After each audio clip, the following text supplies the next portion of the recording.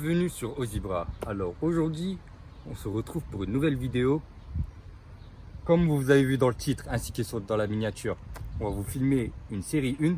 Alors c'est une 116D pack M. Alors c'est la F20. C'est la phase 1 de la F1. Et comme vous voyez bien, elle est bleue, Storil. Après au niveau de la face avant. Alors, avant de commencer par la face avant, je vais vous expliquer le déroulement de la vidéo. En résumé, on va commencer par l'extérieur, ensuite on va passer à l'intérieur, et ainsi que le coffre. Et après l'intérieur et le coffre, on va vous en parler du moteur, parce qu'il y a beaucoup de choses à dire à propos de ce moteur-là. C'est pas parce que c'est une 116D que c'est un Elite 6, attention, hein. On va en venir juste après, restez branchés. Alors, au niveau de la face avant, elle a les Angel Ace. Vous voyez bien que je peux vous allumer à l'aide de la clé. Vous voyez, la clé elle est comme ça. On retrouve le même bleu ici que sur la voiture. Regardez. Elle est ronde en LED ainsi que la ligne ici. Alors elle est équipée de xénon ainsi que de big xénon avec le lave-phare que l'on retrouve ici. Ensuite elle a les anti-brouillards, entrée d'air pour refroidir les disques. Ça c'est dans tous les paquets. Au niveau du latéral, alors on remarque qu'elle a des jantes à 5 branches. Attends, j'essaie de chercher la taille des pneus. 225, 40, les 18 et 12. Jante M d'origine.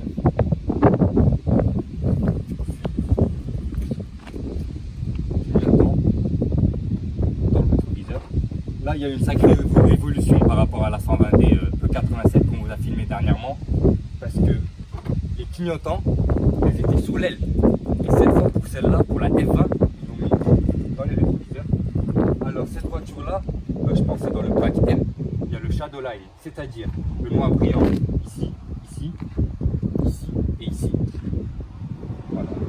Elle a l'antenne requin, trappe à gasoil, pour un réservoir de carburant de 52 litres. Alors contrairement au 120D E87 qu'on vous a filmé dernièrement, toujours, elle a gagné 1 litre de plus. C'est pas une grande différence.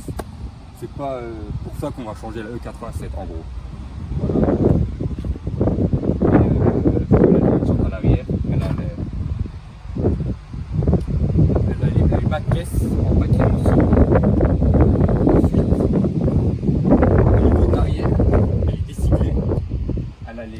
Teinté d'origine et on retrouve le diffuseur noir brillant. C'est à peu près c'est à peu près comme la 87, sauf que je trouve qu'elle est un peu plus large. Le diffuseur il est un peu plus large. Ensuite au niveau des feux, c'est à peu près la même version, c'est des carrés comme sur la E87, sauf que cette fois c'est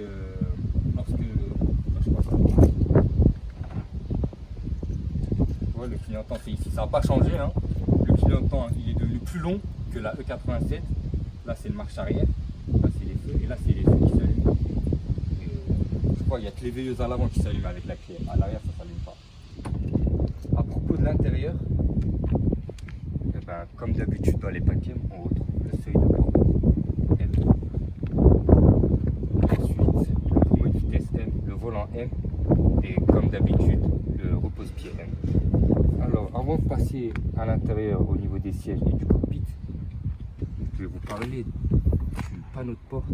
Alors, 4 vitres électriques avec le réglage des rétroviseurs électroniques, pardon. On retrouve le même poignet, les mêmes matériaux que la 120D E87. C'est de l'aluminium en relief. Et là, il y a le même poignet. Par contre, à ce niveau-là, c'est très différent, c'est du tissu avec des surpiqûres bleues qui est spécifique au pack M. C'est le même bleu à l'extérieur, d'ailleurs le bleu là on va le retrouver sous les sièges aussi. Regardez, des sièges sport que l'on peut gonfler comme d'habitude, comme dans les BM, comme dans la 120D E87. Ensuite c'est de l'Alcantara, vous voyez bien, et du tissu au milieu, toujours avec le surpiqûre bleu. Et petit détail qui m'a beaucoup surpris, c'est à ce niveau-là, un petit rappel rouge, bleu foncé, bleu clair de la marque Motorsport. Motorsport. Voilà, avec l'accent allemand, ça passe très bien. Maintenant, je vais m'installer dans le véhicule pour vous parler un peu plus du tableau de bord. Alors, la diesel, il y a le compteur ici, il y a les tours minutes, il y a la vitesse qui va jusqu'à 260 km/h. Bon, ça doit être. C'est pour cette série en fait. Donc, les BM, ils ne sont pas cassés la tête à couper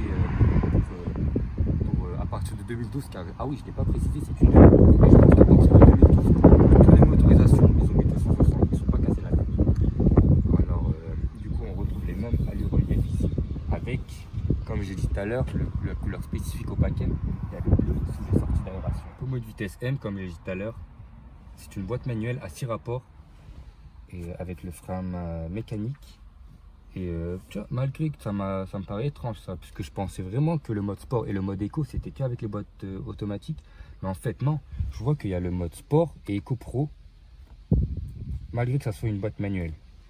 Mais je vois que l'ESP, le bouton ESP, on le retrouve ici. D'ailleurs c'est pas ESP chez BM, c'est DTC, on le retrouve ici. Alors qu'en général il était là sur le modèle toujours précédent 120D E87 qu'on vous a filmé. Alors cette voiture là elle est équipée de l'écran qu'on peut régler à l'aide de ces boutons là, back, option. D'ailleurs on va l'allumer. Attends, ouais c'est bon. Voilà, t'as radio, CD multimédia, info véhicule, etc. Voilà. Regarde, là c'est des petits raccourcis audio, tel. D'ailleurs elle a l'option Bluetooth appel, on peut connecter tout téléphone et appeler à distance à l'aide de ses commandes au volant. Elle a aussi le limiteur et le régulateur de vitesse qu'on peut régler ici. Ensuite, elle a le démarrage sans clé. Lorsque vous voyez cette signification là, bah en général c'est le démarrage sans clé. Et puis voilà, au niveau du cockpit, ça se présente comme ça, avec l'allure en relief ici. Voilà, du coup, on va passer aux places arrière. Alors, toujours siège en alcantara avec du tissu au milieu et les surpiqûres bleues. Et je trouve que la F20, la série 1 F20, elle n'a rien à voir avec la E87. Vous savez pourquoi? Parce que maintenant, pour ce modèle-là, il y a un accoudoir central. Pour les passages arrière, il y a des portes-gobelets. Et il y a des sorties d'aération ici, avec une petite prise 12 volts. Et sans oublier, il n'y a pas seulement un accoudoir central à l'arrière, il y a aussi un trapaski qui mène direct dans le coffre. Du coffre, c'est comme ça. Coffre qui a bien grandi par rapport à la série 1 E87. Vous savez pourquoi? Parce qu'elle a gagné 30 litres de plus. Maintenant, le coffre fait 360 litres. Chez BM, à chaque fois, la batterie elle est ici. Et ici, il y a un compresseur. Pour si jamais tu creves, ben, hop, tu mets le compresseur, tu branches ça à l'allume-cigare et tu gonfles ton pneu. D'ailleurs, en parlant des pneus, c'est des run flat comme d'habitude chez BM, ça a toujours été des run flat. C'est pour ça qu'il n'y a pas de roue de secours. Allez, du moteur. Comme je vous ai dit en début de vidéo, certes, c'est un 116D. D'ailleurs, est-ce que vous avez remarqué, j'ai pas cherché à ouvrir le capot, ça s'ouvre tout seul lorsque ça s'ouvre de l'intérieur en fait. Lorsqu'on met deux coups, ben, ça s'ouvre, ça déclipse les crochets qui se trouvent ici, tout seul. Alors, en parlant du moteur, ben, c'est un 1995 cm3, c'est-à-dire c'est un 2 litres, et c'est le 2 litres du 118D et du 120D. Voilà. Et pourquoi pour la 116D, pour cette 116D là, ils ont choisi ce moteur là? Ben, je pense, d'ailleurs je suis sûr que c'est parce qu'elle a la finition M. Du coup, ils ont décidé de mettre le plus gros moteur. Voilà. Parce que notamment chez les autres 116D là, c'est les 1,5 litre. Voilà. Et ensuite, on voit qu'il y a eu un sacré changement au niveau de la 120, de la série 1 E87, de la 120D qu'on vous a filmé précédemment. Ben, le réservoir du liquide de refroidissement, il est transparent. Du coup, on peut voir le niveau. Voilà. Et ici, vous avez le filtre à air. Ensuite, vous voyez bien qu'elle est alimentée d'un turbo, c'est écrit là. Voilà. Ici, tu as le plus de la batterie. Et ça, c'est le lave-glace. On le met à ce niveau-là. Il y a toujours un filtre pour éviter les cochonneries. C'est à l'essai du véhicule. Et comme je vous ai dit tout à l'heure, elle a le démarrage sans clé. Voilà, tout simplement. Ensuite, on va fermer les vitres pour pas que le vent nous dérange. Et c'est parti.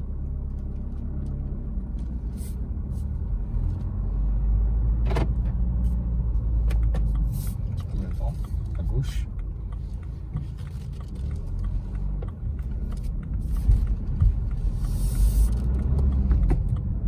Première impression, c'est... Ah ouais. Alors, elle a 260 Nm de couple et 116 chevaux. On dirait pas, hein. Elle marche plutôt bien, hein, franchement. C'est pas mal. Elle fait 1385 kg. 1 tonne et 300 kg. Allez, on va arrondir à 400 kg. À 1 tonne et 400 kg. Et franchement, ouais, c'est pas mal. D'ailleurs, il n'y a pas de température d'eau, c'est-à-dire on ne sait pas si le moteur il est froid. Bah, je pense qu'il doit être chaud, parce qu'on a beaucoup roulé tout à l'heure. Là, il y a le petit affichage qui me prévient qu'il faut mettre la 5. Ça peut se conduire tranquillement. Et le volant, bah, comme d'habitude chez BM, il est toujours dur. Voilà.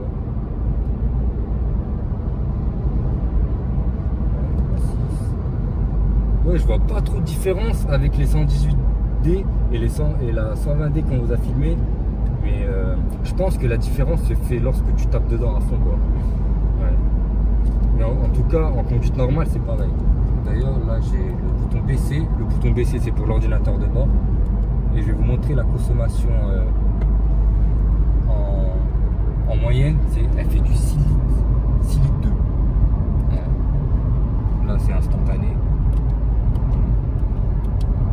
6 litres 2, ouais, je pense que le propriétaire, d'ailleurs, je remercie énormément le propriétaire qui met à disposition sa voiture. Vraiment, il est super sympa. Et en venant à la consommation, le propriétaire, ça se voit qu'il envoie un peu dedans. Parce que 6.2 pour un 2 litres, c'est beaucoup quand même. En mix, bien sûr, en moyenne.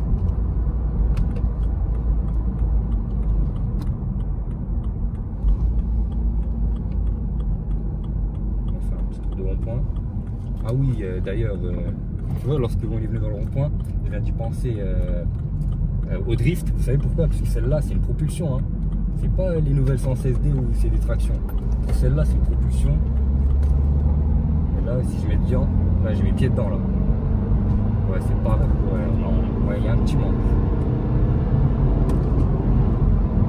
Ouais, il y a un petit manque.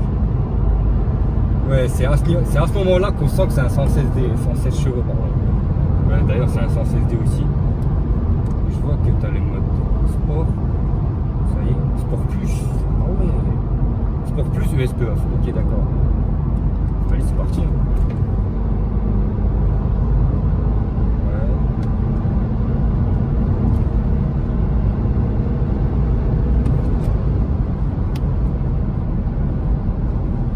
On dirait que le mode sport plus, ben, la voiture elle est plus réactive, ça monte un peu plus vite.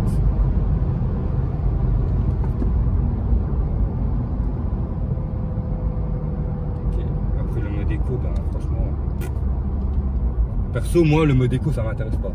Je sais pas si dans les viewers il y en a et certains qui s'intéressent au mode éco. Voilà, là on s'est remis en mode confort.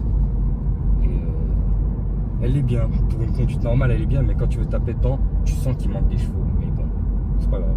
Après cet essai routier, n'hésitez pas à vous abonner à la chaîne YouTube, à aimer la vidéo, à commenter et faites ce que vous voulez en fait. Si vous voulez vous disliker, ça me dérange pas. Et on a une page Instagram aussi où on rajoute des choses, on rajoute les dernières nouveautés en termes de vidéos. Et quelquefois, lorsqu'il y a des bêtises, on met des bêtises. Et sur ce, comme vous savez lire, restez branchés et à la prochaine pour de nouvelles vidéos.